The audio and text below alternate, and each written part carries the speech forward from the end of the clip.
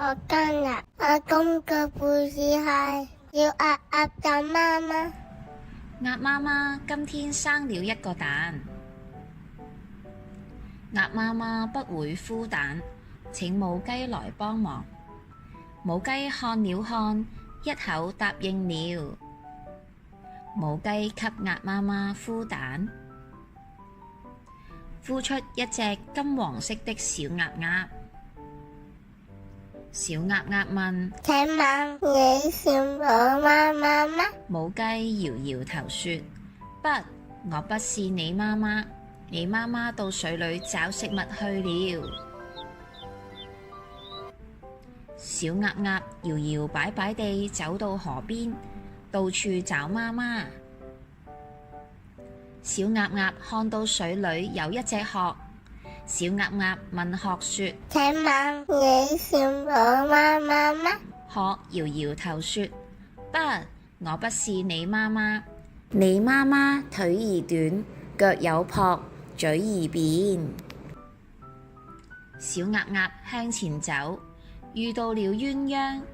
小鴨鴨問鴛鴦說：請問你是我媽媽嗎？鴛鴦搖搖頭說：不，我不是你媽媽。你媽媽不會飛，只在水上游。小鴨鴨再向前走，遇到了天鵝。小鴨鴨問天鵝說：請問你是我媽媽嗎？天鵝搖搖頭說：不，我不是你媽媽。你媽媽的身體沒我的大。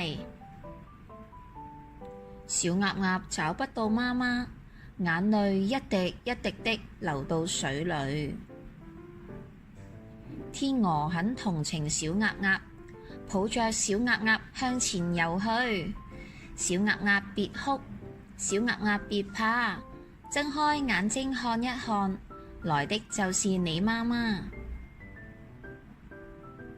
小鴨鴨睜大眼睛看了看，前面來的腿兒短，腳有蹼，嘴兒扁，游起泳來像小船，身體沒有天鵝的大。他高興得大聲地喊：媽媽，媽媽！鴨媽媽趕快游過來，抱着孩子游回家。天鵝再見。小鴨鴨再見。